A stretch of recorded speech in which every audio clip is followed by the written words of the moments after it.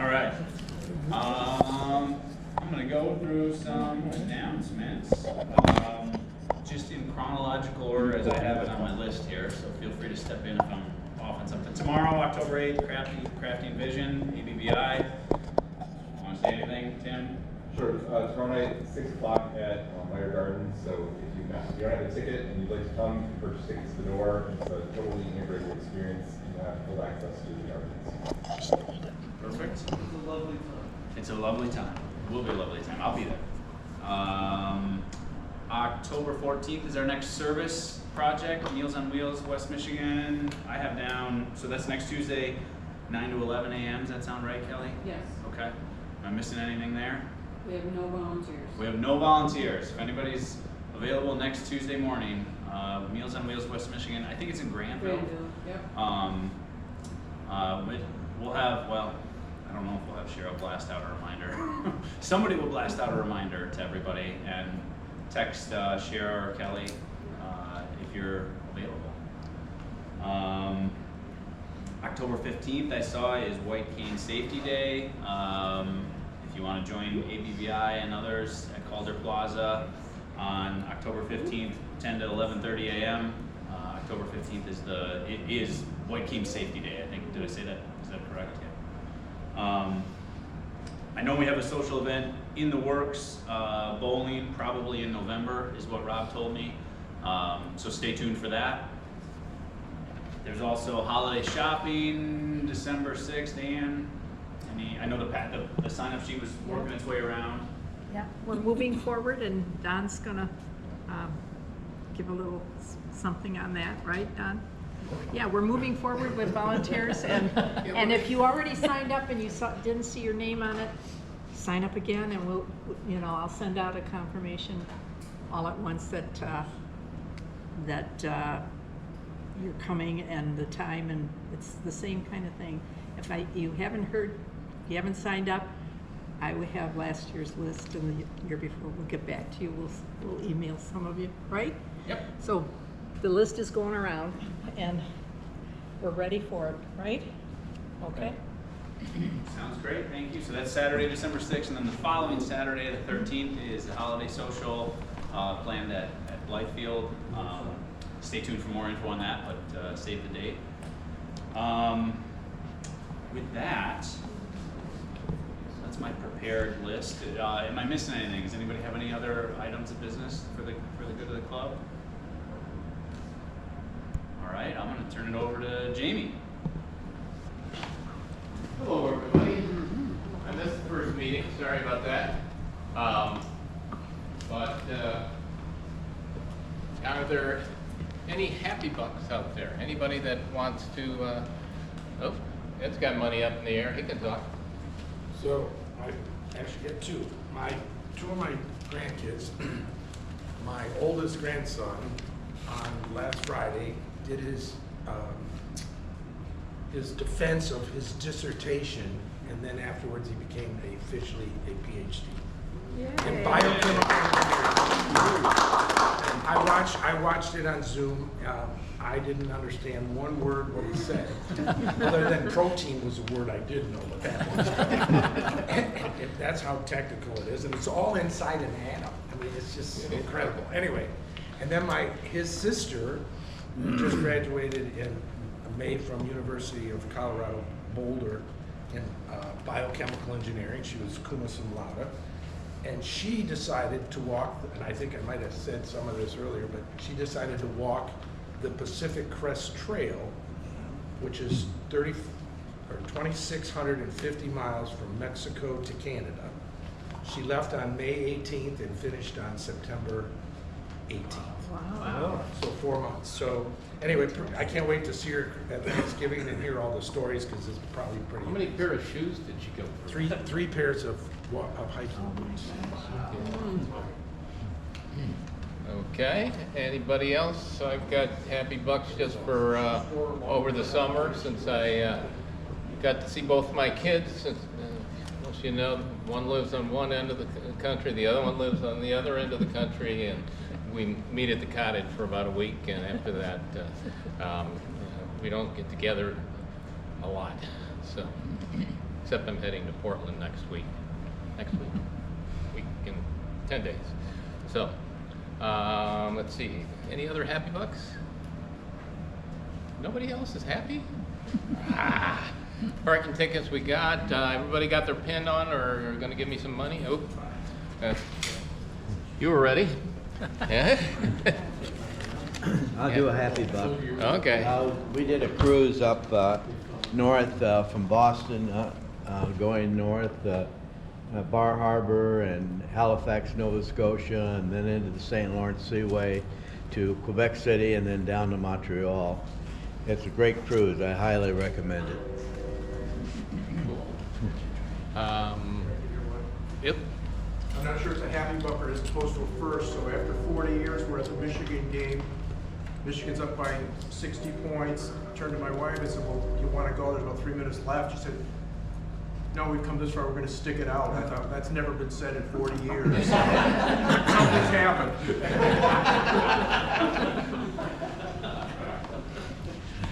That was a happy book, made everybody laugh. Yeah, sir. So do I get a buck? No, I never get I guess it's gonna be a big one. We got to celebrate my dad's 85th birthday with 18 holes of golf at Maple Hill that he absolutely spanked me on. So it was a good time to celebrate him and enjoy the time together. And for many more. Yeah, cheers those. Did you see that one couple? I think that's about it. We've already gone through pins and guests. Well, we don't have any guests here today, so we don't need to go through that. And we've got to do the raffle. Check your tickets. Also, put your cards together so you can hand those all to me, if you would.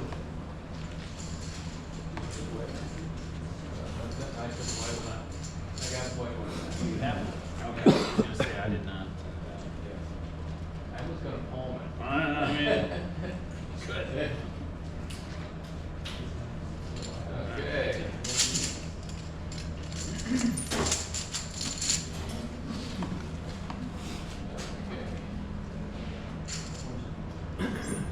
We'll explain this to our guest.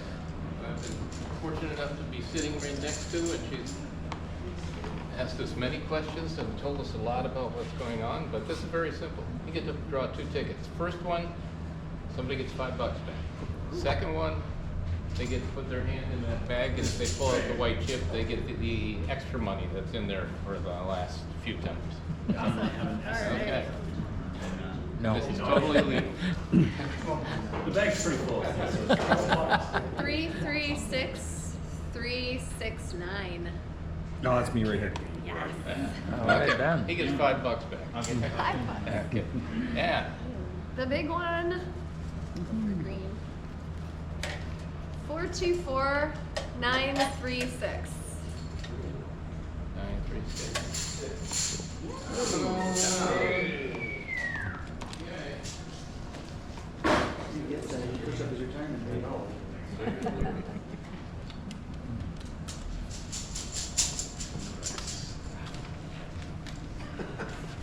Just evidence. Roll. Evidence, yeah. Drum roll. Oh. You want to make sure you file it on your tax return, that's what. Yeah. Okay. We're good. They don't feel like they have to use the whole time either. That's great. Okay. Good. Oh, collect tickets. All right, with that, we have Dr. Nicole Cain here to speak to us today, and Steve's going to introduce her. Hello, everybody. Here in my father's stead to introduce Dr. Nicole Cain. She's going to talk to us today about our thyroids, I just learned, which I know nothing about my thyroid, so I'm very excited to hear about what I should know about my thyroid. But she's author of the acclaimed book, Panic Proof, one of the leading experts in trauma-informed and integrative approaches to mental and emotional wellness. So with that, I'll introduce Dr. Nicole Cain.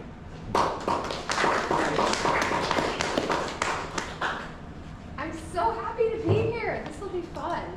So we have like 2 hours, right? We're going to talk about thyroid. Yeah, 3. Oh, good. This is good. We have a lot to say. So does anybody here, have you either been a kid, had a kid, or known a kid? Yes? Okay. I framed that so that I would get lots of yeses. And have you ever had or been a part of an experience where you request that said kid goes to do something like clean your room, put your dishes away, pick up dog poop, whatever it is, and they didn't do it? Daily, yeah. We've all encountered that. So the idea is that we make a request and sometimes we don't see that followed through with. Well, what does that have to do with thyroid?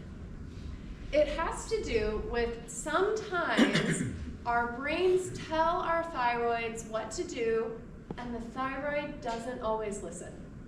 So we're going to put that in a shelf in a minute and we're going to talk about what is the thyroid. Does anybody here know anything about the thyroid, or is this pretty new material? Probably have heard about it a little bit. You go to your doctor, they run a thyroid test, they say everything's fine, or maybe not, right? So your thyroid is a butterfly-shaped gland that lives in the base of your neck, and this little gland is small but mighty. It can make a very big impact on your well-being. It can make a very big impact on the well-being of your family, your employees, the people that you rely on a day-to-day basis. Their thyroids inform their focus, their energy, their metabolism, their drive, their weight, their immune system, their heart health, their cholesterol health. That's a lot, right? The thyroid gland is the central hub of metabolism, and it's constantly in communication with all sorts of other parts of the brain and body, right?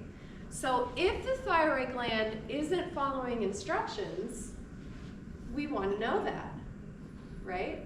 So here's an example of someone whose thyroid gland might not have been following instructions. Is that my dad, he's generally a pretty healthy guy. I was just sharing that he used to be in the Marine Corps, he used to exercise a lot, he did boot camp, he was a very metabolically active guy. And then he went through a huge stressor related to his work and his career. And he started to notice he was feeling more sluggish, more tired, more brain fog. He felt like he wasn't performing in his job as well. He just felt like he couldn't focus. He couldn't hold on to executive function, like, oh, I forgot to do this thing. I just feel kind of tired and foggy. So he coped with that by drinking more coffee. Coffee makes us energized. It helps our brain wake up. It helps our body move. And what he didn't realize at the time is that there was an obstacle to him getting results. There was something getting in the way of him having the focus that he used to have when he was younger. And his doctor said, well, you're just getting old. It's just part of getting old. Things just get harder. And he said, but we'll run some blood work.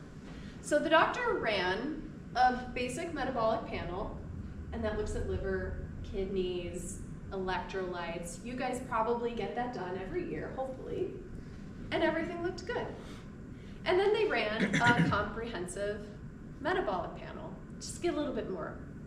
And then they ran a CBC, which looks at red blood cells, white blood cells, immune system cells. Everything looks good. And then they ran a TSH. Does anyone know what TSH stands for? I bet the T is thyroid. Yes.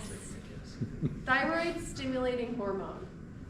His thyroid stimulating hormone was normal. So the doctor's like, I don't really know what's going on. We can try some prescriptions and see if it works. And meanwhile, I'm in medical school and no one is a prophet in their hometown, right? So I'm like, hey Dad, is it possible that it could still be thyroid? And he's like, oh no.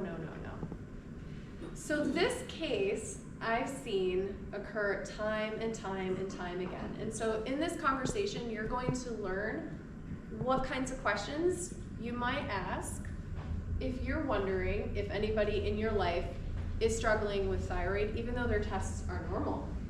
So here's how the thyroid pathway works, kind of generally speaking, is when we need metabolic energy, the brain says, hey, thyroid gland, can you go clean your room?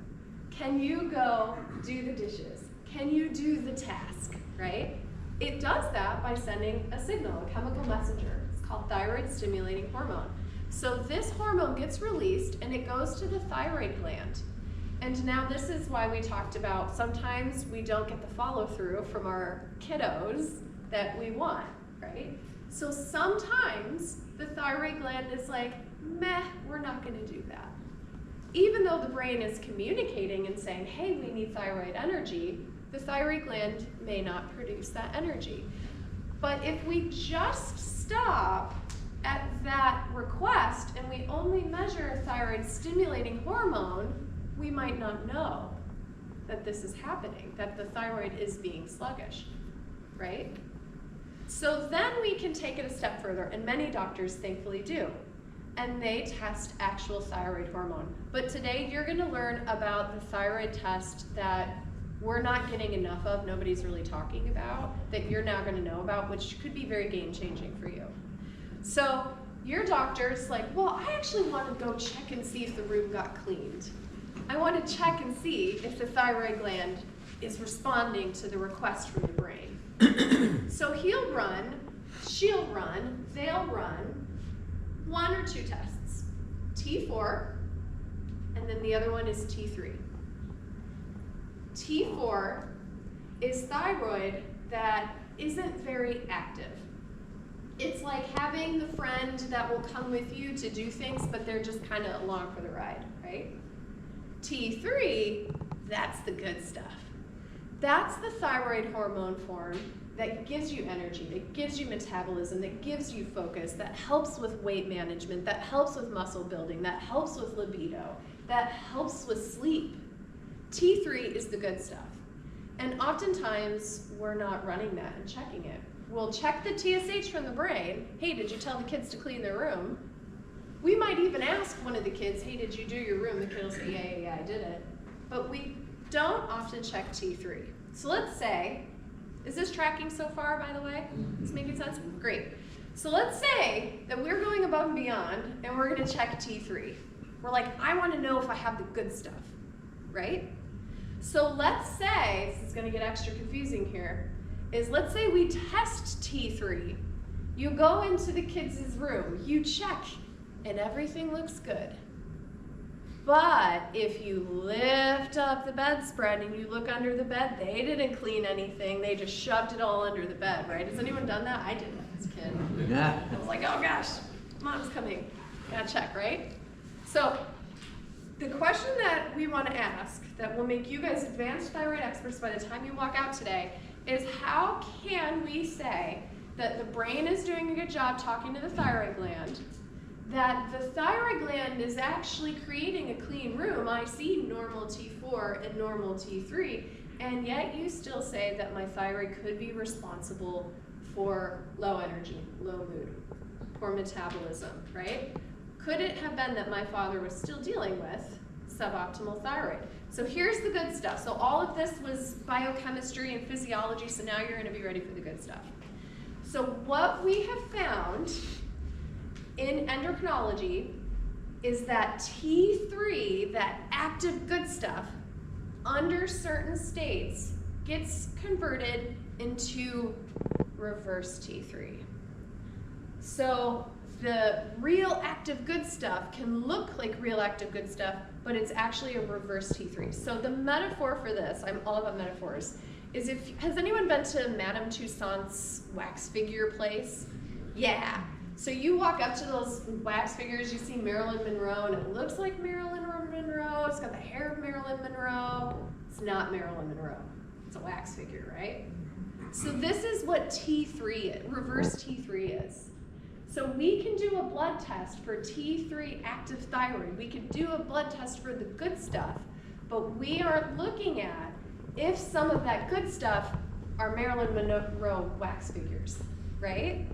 So if you have normal tests, but a lot of it is getting converted into inactive kind of fake thyroid, you can still have symptoms of hypothyroidism, but your doctors will tell you that everything is normal.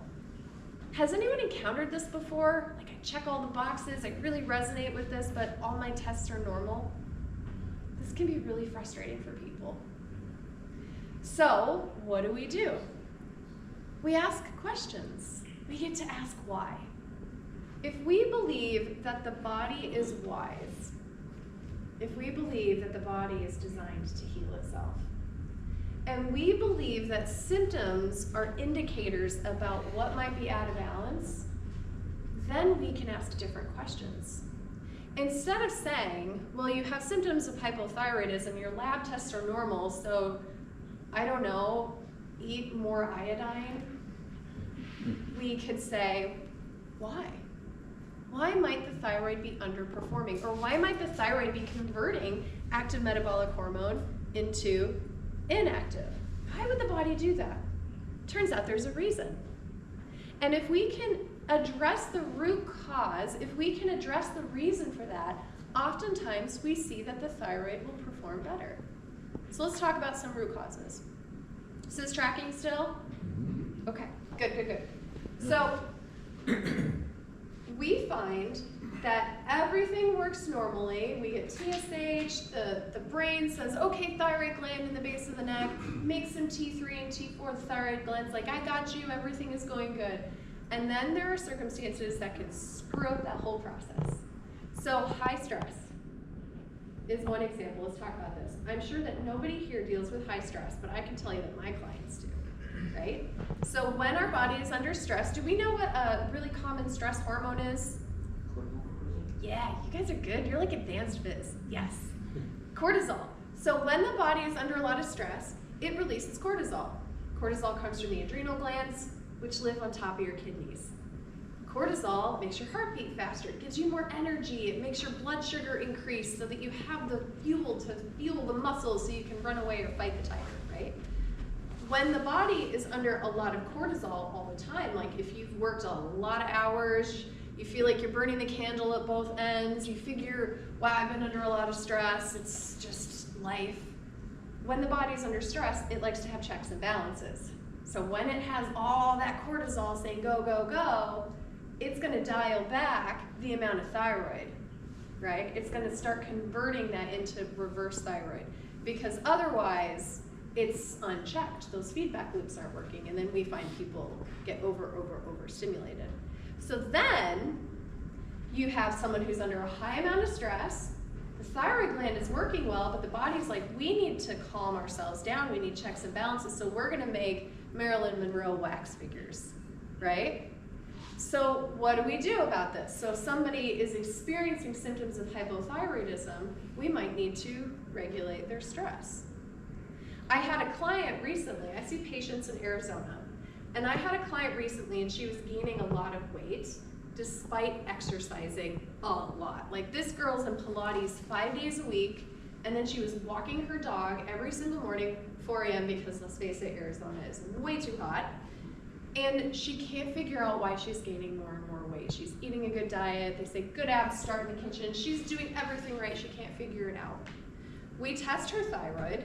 We do TSH from the brain, right?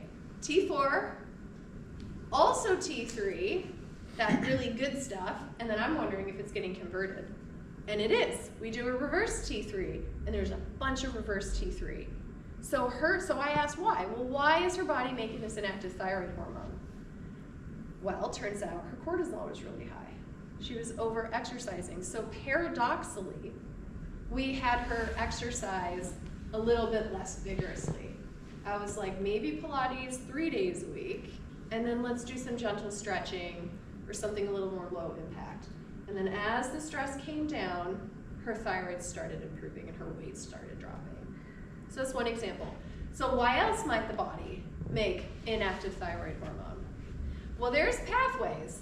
Pathways are like roads connecting city to city, right? Your body uses pathways to convey information. If you want to get to Lansing, you drive down the highway. We go from one place to the other. There's a pathway. We're going to get into really advanced physiology. They don't even teach this to a lot of intro medical students. This comes later. It's called the 5'-deiodinase pathway. Whoa, right? So to make a pathway work, you need fat, you need minerals, you need enzymes, you need all sorts of things to make those roads work.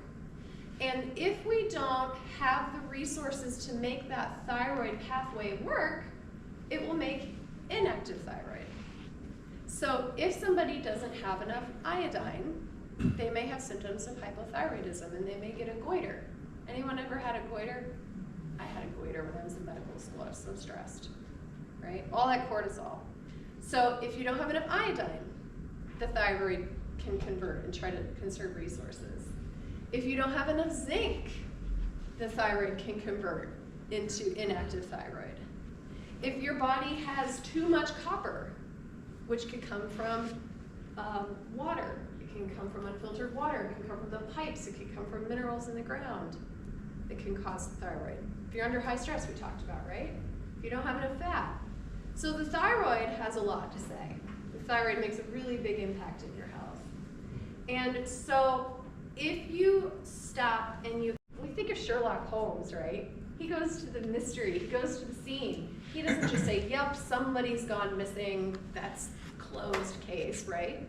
He puts on his, monocle? Puts on his monocle, he looks at the details, he gets all the information, and this is our empowered role as human beings, is to be the Sherlock Holmes of our own health and wellness.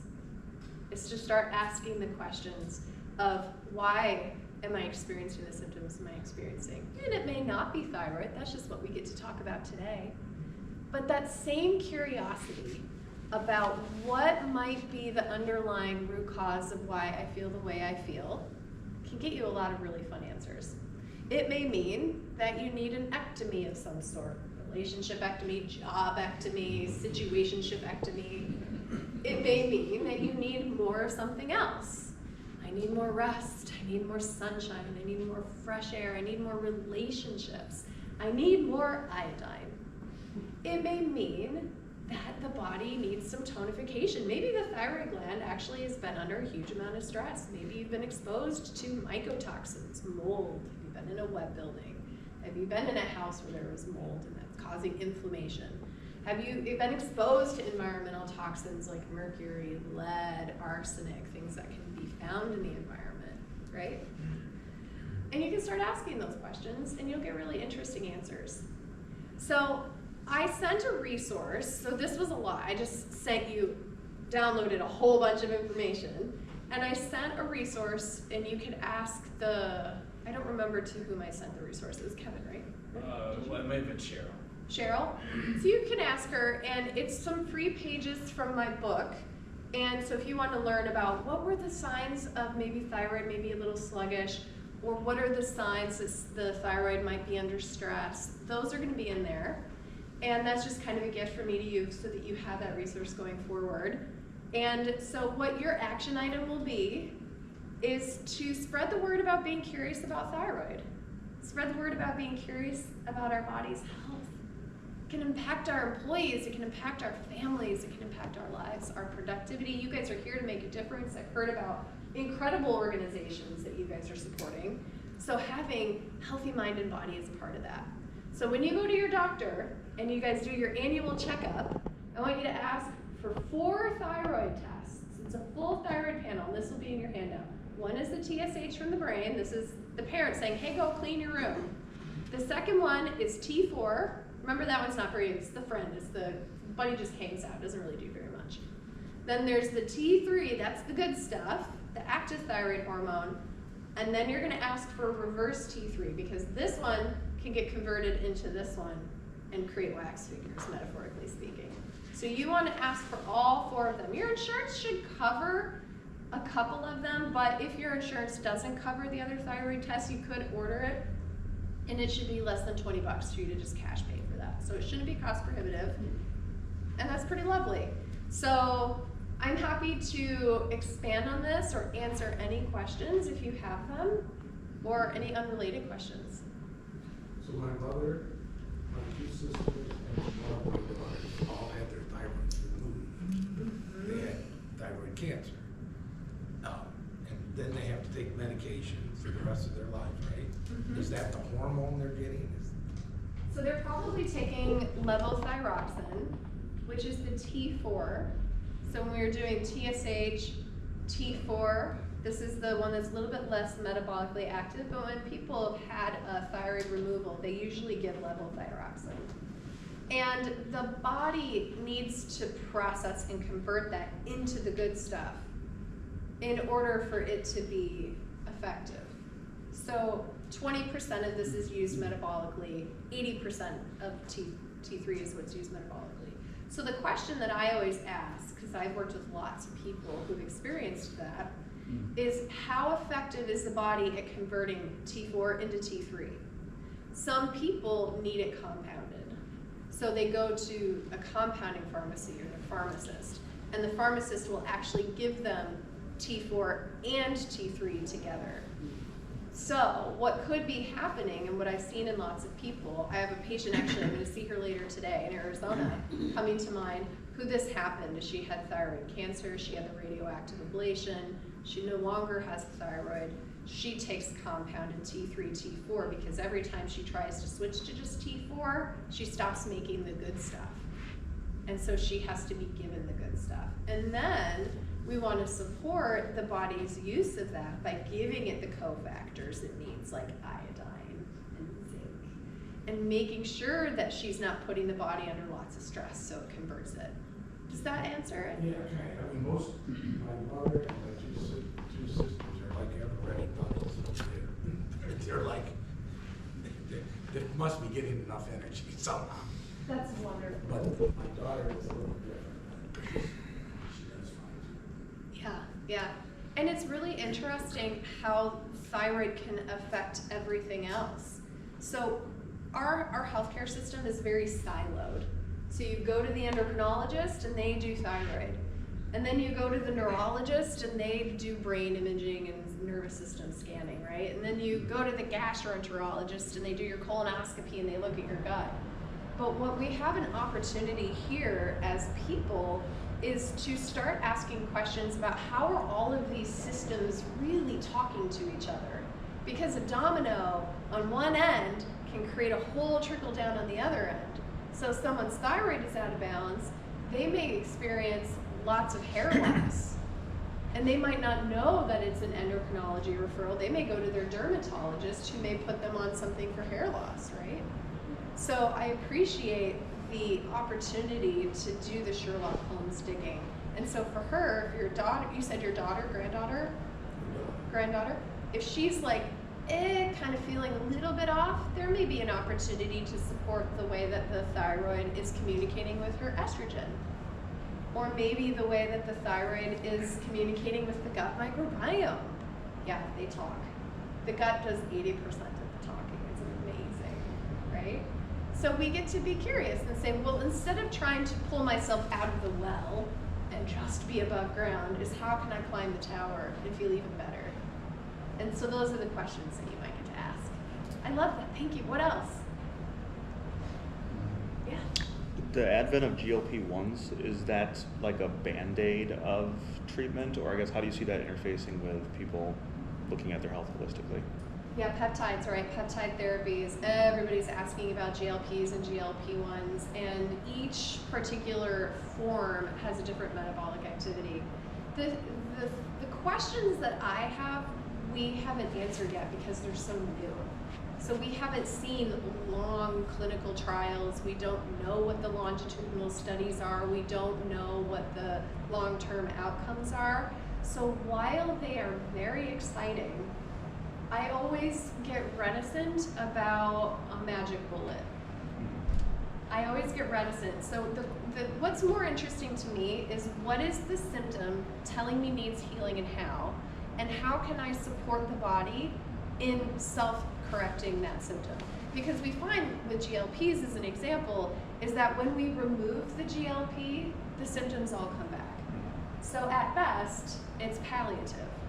And so for some people, that palliative support may be game-changing. Maybe they're microdosing it and they're using it off-label, which that's a whole can of worms we're not going to dive into. But if they're going to use a GLP and they're going to use it wisely with their trusted physician, then I would encourage them to put a semicolon at the end of that sentence. I have X, Y, and Z symptoms. I'm taking GLP for this. Semicolon, we're also going to do deeper digging as to why my symptoms necessitated this treatment to begin with. Does that track? Yeah, that's a good question, and I'll come back in a year and we'll talk more about what's happened with GLPs in a year. Yeah. What other questions? Just, I guess out of curiosity, the T3 reverse. Yeah. How often do you see that? Is that 1 in every 100 people? Is that 1 in 1,000 people have that? What's? I really love that question. So the question is how common is that reverse T3? Is this like a zebra we're talking about here, or is this like a common house pigeon, right? So I do have a little bit more of a selection bias for the people that come to see me. These are people of whom the conventional system hasn't quite gotten them where they wanted, and they're looking for maybe a little bit of extra zhuzh. So I found that in my caseload that upwards of 75% of my patients have a reverse thyroid that's 15 or above, and I want to see it under 12. And that's a pretty decent number. If we were to look at the general population, we would see that number is probably significantly lower, like maybe in the 35% of people. But I also, and this is theorizing, and there's only so much value in the theorizing, but I also suspect that we're seeing these numbers increase because the world is getting so much more stressful. And so one example of that, I'll go on like a little rabbit hole, little rabbit trail. How are we doing on time, by the way? At 12 minutes. Oh, we can rabbit. Okay. So I love neuroscience, and we're going to talk about the neuroscience of the brain and how it relates to thyroid and reverse thyroid. You ready for this? This is really good stuff. So your brain has a bunch of different systems. Their systems are based on roads and cities, right? So we have structural parts of the brain, functional parts of the brain, right? Roads and cities. So there's a part of the brain that's involved in vetting all of the stimuli that come in. Have you ever been somewhere and you just were driving and you just sort of felt like, I don't remember this drive at all, but I know I got here? Maybe that was this morning. You came to this meeting, you're like, well, I know I got here. I didn't run red lights. I don't think I hit anybody. I got here, right? So your brain is processing so much information, over 50 billion data points per second, and we can only consciously process a handful of that, maybe 50 points a second, right? So that salience, think of that, those areas of the brain as a colander for your rice or your pasta, and you're running water over it, and it's filtering out what's relevant that you need to pay attention to, right? Maybe when you came into this room, you were noticing the fan on over here, but perhaps you tuned it out until I pointed it out again, right? So it's a stimuli. Our brain is getting stimuli. So our brains are largely similar in structure and function as the brains of our ancestors who lived 100 years ago, 10,000 years ago, right? Back and back and back. Our brains have largely stayed the same. We have reptilian brains in a very modern era. And we have so much stimuli coming in now compared to them, right? I remember I predate the internet, which existential crisis here, neither here nor there, but I don't know if anybody feels this. Like, the world is so overstimulating. There's constant notifications in our phones. We're getting constant emails. We know what's happening to everyone, anywhere, all around the world, all at once. We get news everywhere, big screens, artificial lights, lots of smells and sights and sounds. We were just talking about how you guys were going South America and it was so dark, it was alarming because we are so used to light pollution, right? So the salience network, it's getting all this information, and what happens physiologically is when the salience network gets overwhelmed, its default is, I don't know if this is dangerous or not, we're just gonna send it on, because I don't wanna miss anything. So where does it send it to? The amygdala. Does anyone know about the amygdala? Yeah? Think of Amy has big feelings, amygdala. Your amygdala is your emotional processing part of the brain. Amy has big feelings. So your salience network, that filter, is dropping all this information down to Amy with the big feelings, your amygdalas, and it's so overwhelming, and your amygdala is like, oh dang, I can't even get through this. It's like you start your day and you have 10,000 emails, you just want to select all and hit delete, right? So the amygdala gets overwhelmed, and when in doubt, your amygdala will send it on. What does that look like? It sends it to your adrenals. It goes through what's called the hypothalamic pituitary adrenal axis. And your adrenal glands, what did we talk about your adrenal glands did earlier? What do they release? Cortisol stress hormone, right? And what does the cortisol stress hormone do to our thyroid hormone? Yeah, exactly. It converts it into inactive thyroid hormone. So you feel sluggish, you feel confused, you feel foggy, you forget things, you're gaining weight, you feel overwhelmed, you can't perform the way that you used to. And this could be related to the amount of sensory input that's coming into your body. So that would be one of the interesting questions that we could ask. Why is my thyroid underperforming? Well, it could be because of all the stimuli coming in. Our bodies haven't evolved to have all that stimuli. So sometimes it may be a stimuli-ectomy that we need in order to have healthier organ function, right? So sometimes, and my expertise is anxiety and panic, sometimes what I have to do with my clients is to say we need to be mindful and put our screens away or put our devices away. Or here's an interesting hack that you can use tangibly now is we've been sort of all facing forward, and what can happen is when we're facing forward and we're not rotating and our arms are up, maybe we're sitting like this, I've been standing kind of like this, interestingly, I'm just noticing that, right? When our bodies are in this posture, what does that do? When our bodies are in this posture, we're not looking forward. Have you guys ever seen a deer on the side of the road that just realized you were there? Right? So our bodies go into a posture that can signal to the brain we're in danger. So have you ever been just sitting on your computer and you're like, why am I getting so stressed? Or have you been sitting in a meeting and you're like, oh my God, I feel like I'm gonna just burst if I don't move, right? Is a hack that you could do to try to calm the brain, to calm the body, is just simply take a breath in and then rotate your head and your eyes over your left shoulder. Exhale all the way. Take a breath in towards the front. And then exhale over your right shoulder. Rotate your eyes and your head. And then you come back forward. You look far. Maybe if you're sitting at your desk, at your computer, you look far. And then you look close. And what this does is this interrupts the salience networks, dropping everything into the stress part of the brain, sending it all to Amy. It can help interrupt that if the signal of stress is coming from a body that's in a frozen state. Because remember, we evolved as humans. We're hunting, we're gathering, we're looking around, we're engaging. We weren't sitting like this for hours and hours a day with sounds and noise and stimuli, right? So sometimes there's a connection between, well, your thyroid's a little suboptimal, so I want you to rotate your head and your neck. And there's a reason for that besides it being goofy, right? So these are just some little hacks that you can do. Thank you for going down the road of the brain there. What else? I think we have like maybe room for one more question. Yeah? Does the thyroid have any relationship to your sense of orientation or balance? Yeah, absolutely. The thyroid hormone and its relationship to balance your vestibular system, right? So one of the common symptoms that we see with both hypothyroidism and hyperthyroidism can be dizziness, right? So dizziness, vertigo, swimminess. And so the thyroid hormone, that metabolic energy from the thyroid gland, that T3, can inform the different cells throughout our body from head to toe of how to function, the energy that they get.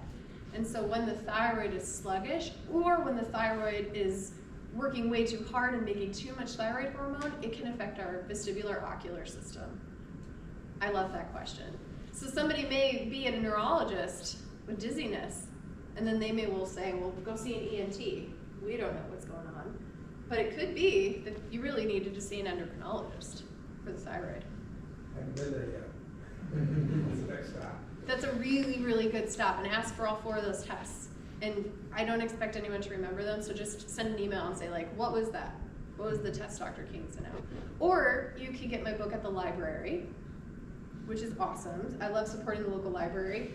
Or if you have a hankering to get a book, you can totally get this on Amazon or at Schuler's or any local bookstore. But I have all the tests and how to understand it in there. Yes? What's the title of that book for those of us who It's like very far. It's called Panic Proof. So even if you're not anxious and panicky, which let's be real, most of us are sometimes, it teaches us how to think about our bodies like we're Sherlock Holmes. And it's written in language that is hopefully easy to understand and accessible. And there's checklists and tables and quizzes and graphics and wonderful info. Thank you for having me. It's been a real honor.